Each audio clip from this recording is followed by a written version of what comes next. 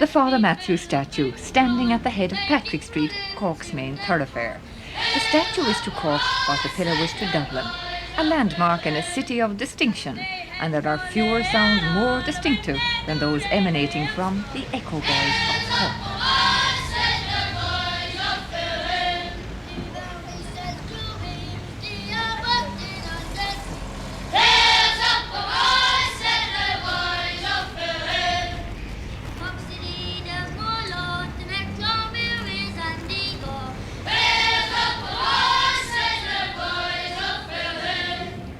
The Cork Evening Echo first saw the light of day on June the 14th, 1892.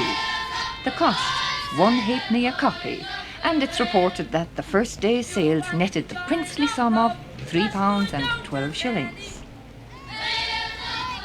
From its inception, the Echo Boys have been involved in the selling of the paper.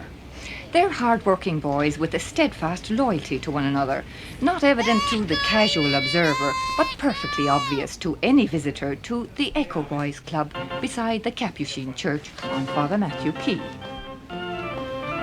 They say up in the alley, the fights are mighty fine. You ask for 20 rockmans, they give you 5 and pines. Oh, I know and more of family.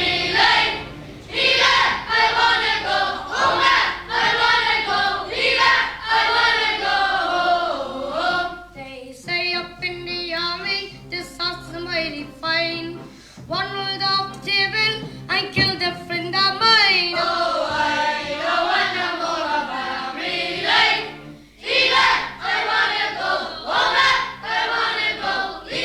I wanna go home. They say up in the army, the men are mighty fine. You ask for Frank Sinatra, they give you Frankenstein. Oh, I know and more of family.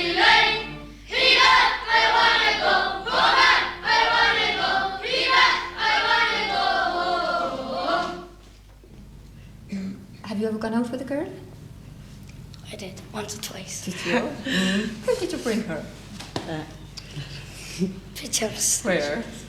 Smelly tree around. The pavilion. Ever go dancing? I did once or twice. Where? I could guess, could I? The Hilton? No. Are you a bit young for that? I I know, yes. What's the age for that?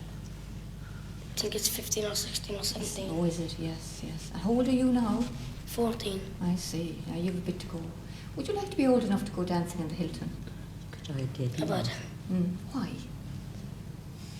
all the big fellas big one and they be leaving the small fellas behind. Yes. Do you And feel they be a mocking you. Would they? And do you feel a bit out of it? I don't. You feel as good as they are, do you? Yeah. Robot, where in heaven's name did you get your name? Off back of Keenan. And why? I was playing soccer one day and one of the boys hit the ball and I went down the hill and I ran for it and I slipped and a car came down the road and I went up over my head and I got up and walked away. Are you pulling my leg by any chance? No. And how does the word robot come in so? I don't quite follow.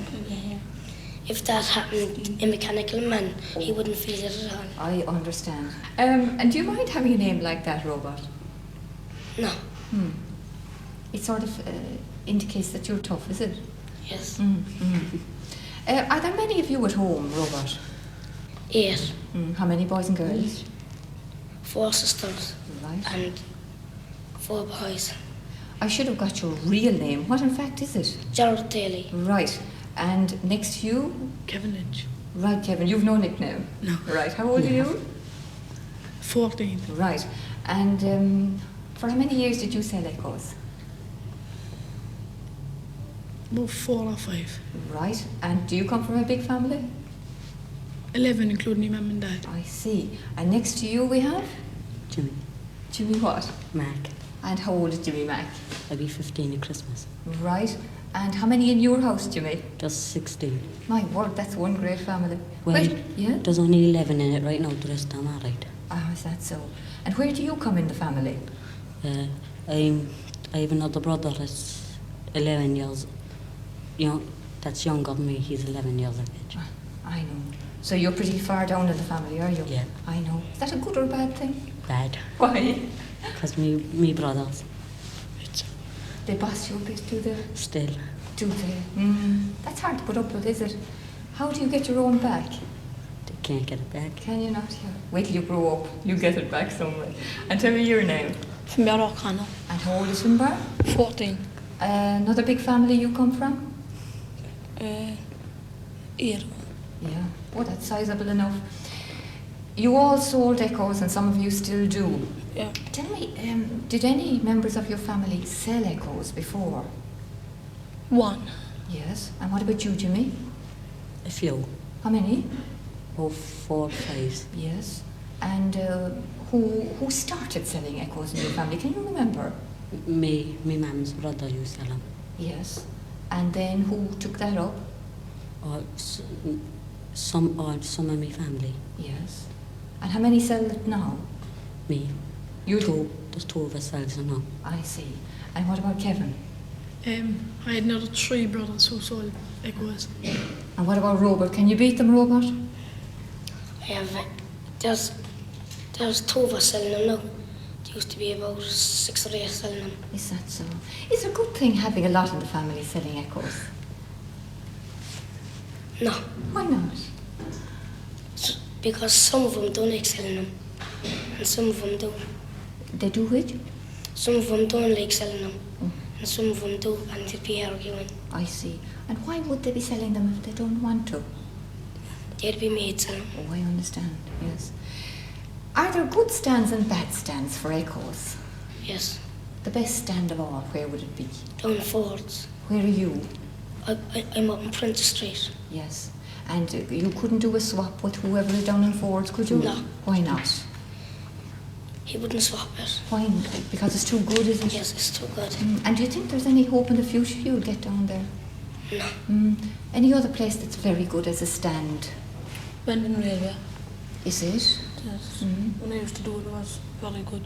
Yes. Any other place? Savoy. Is it? Yes. And anywhere outside of the city that's very good? Crosshaven is very good for Sunday papers, Is that so? especially when it's the summer. Yes. And do you do Sunday papers too? I used to do Sunday papers during the summer holidays with his brother. Indeed. I say that means getting up fairly early in the morning. What time? About 6:30. There are 2 newspapers published each day in Cork City, the Cork Examiner and the Cork Evening Echo. Could you describe briefly, Declan, the daily operation of putting the paper together? Well, Maura, it's something of a daily miracle in that we get going at 8 o'clock each day, but naturally there's some advance work done on the day before. But we manage to have everything done, hopefully, for around lunchtime. And when, in fact, does the paper appear on the streets? Well, you can get your paper in Cork City from 3:15 on now. And the second edition appears when? Well, it will depend on the stories. If the story merits it, we will continue to come out on the streets as long as we think that there's need for it.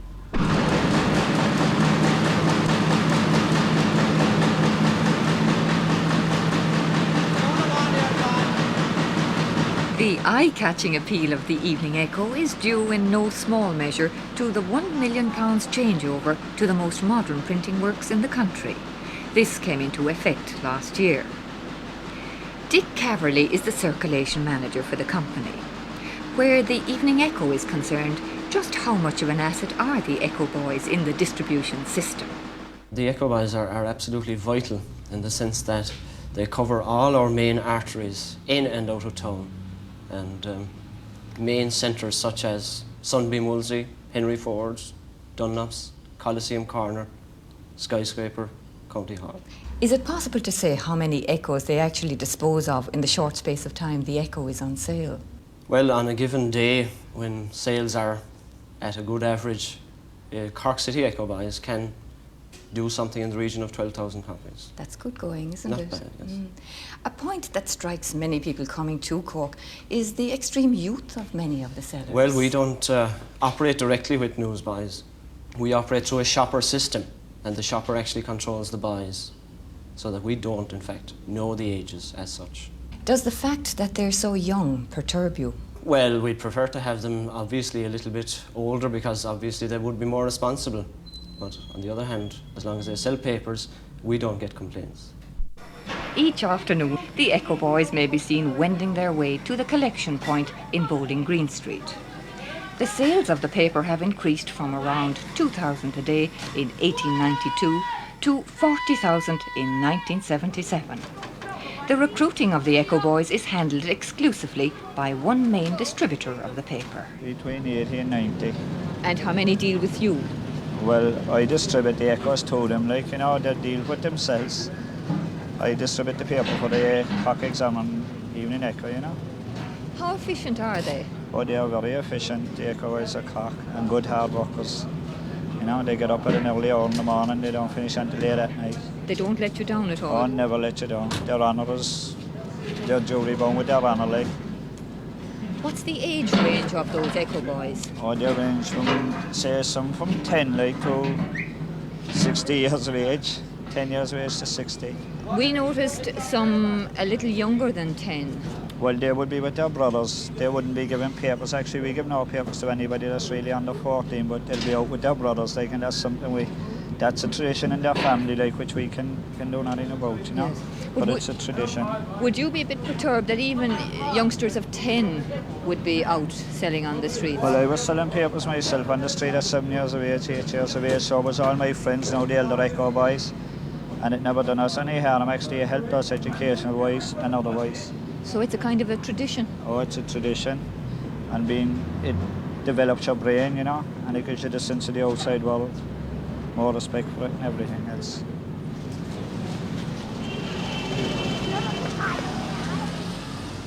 The Echo Boys operate on a commission basis. They earn tuppence for every echo they sell. Each seller has his own particular stand, his special place, which he jealously guards, and rarely is he absent from his post. Robert, how are you? May I have an echo? How are you doing? Fine. Sold many yet? I did. Many more to go? About 80. About 90 anyway. Do you always sell them all? Yeah, Every one of them? yeah. What time do you come here? What time do you start? About 3:30, 4:45. And go on until what time? About 5:30, 4:45. Have you many special customers? I have. Could you describe some of them? There's the customers know when they're working in hairdressers and there's fellas in pubs and I go into them every day. Is there any time of the year that's better for selling echoes than any other? No, Is Christmas any better? it is. Why? The people, they'll be very generous to you. Would they? Would women be more generous than men to you? No. May I know your name? Catherine Neefy. Catherine, you must be one of the few echo girls in Cork City, are you? Yes, more lately, I am the only echo girl in Cork City, and I am proud of it too. When did you start selling echoes? When I was 4 years of age. Why did you start at that age? Well, it was exciting, you had something to do, besides being in science school all the time. And was there anybody helping you at that age? Oh yes, I've got a lot of brothers. And you say help you with change and that, is it? Oh yeah. And have you continued all down through the years? Last year I haven't done it the whole year through, but when I gave up job, I came back in the echoes. How old are you now? 21. And could you see yourself giving it up? Would you miss it? Well, you would miss it no matter where you go. I've been away a lot and I still think of it, even no matter where you go in Ireland. What's the attraction for you? I don't know, you miss all the lads, like, and I say you grow up with them and you see them more new echo boys coming every day and you enjoy them more. Do you? Yes. I suppose you've made some good friends here too, have you?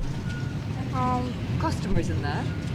Oh yes, you do, and make a lot of friends really, and you see new faces every day and you enjoy life.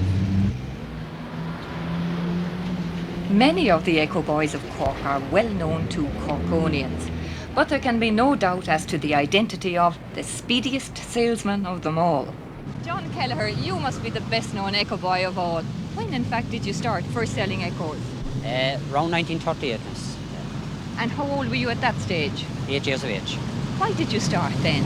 Well, my late mother had been selling him then since 1918, and she continued selling them until she died in 1970, Well, did you continue down all the years selling them? without a break. And have you seen many changes in that time? Yeah, more certainly, particularly in the traffic, because first when I came to the Coliseum, cars were few and far between. Actually, those who had cars were somebody at the time, and you know, things were very quiet. At 6 o'clock in the evening, you could leave because there was no business there. But over the years, particularly since the one-way traffic came, things have increased, as much be obvious to anybody who has to pass the Coliseum corner. Some nights we have a fair jam up with traffic, and it gives me a chance to relax, but most nights I'm kept going and have to be on my toes from the time I come until I leave. And so I've observed you must be the fittest man in Cork. Tell me, did you ever have a mishap or an accident dodging up and down between those cars? Thanks be to God, no, I never had an accident, and I've a lot to be grateful for there. It's a healthy life, so is it? More certainly, and I'm inclined to think that will keep a person healthy too. Where payment for the echoes is concerned, you seem to take a lot on trust. I don't think it's a gamble, because over the years I have found that the people that buy the echo of me fix up every Friday night or the first of the month, which some of them have a habit of being. But most certainly I've never been out of pocket as far as selling papers at the Coliseum corner. No one has taken advantage of you? No, except maybe a genuine mistake, which could happen. I believe too that you're also very concerned about the welfare of the young echo boys. Yes. Well, as a young lad growing up, I found selling newspapers was very rough, very hard to make a living, and from my own experiences I was hoping that a lot of the younger generation coming up now wouldn't have to suffer the same amount. So about 2 years ago, with the help of 1 or 2 more lads, we formed the News Vendors Association to try and better the lot of young lads selling them, because they had it too rough as far as I'm concerned. As a section of the community, they did have it too rough over all these years, and we hope to do something about that in the near future. Miss Millen Patrick Bridges, we get hard to find a man to stick it. Hands up and I say the boys of the hill. All the people up in Cron, they keep running to the pond. Echo selling in Cork has always been a family business.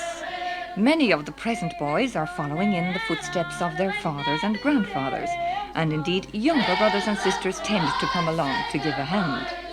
There seems little doubt that the tradition will be carried on, and that the Echo boys will continue to make their own particular contribution to the life and character of Cork.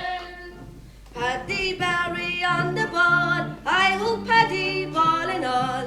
Hands up and I say the boys of the hill. If you want to join our club, just go down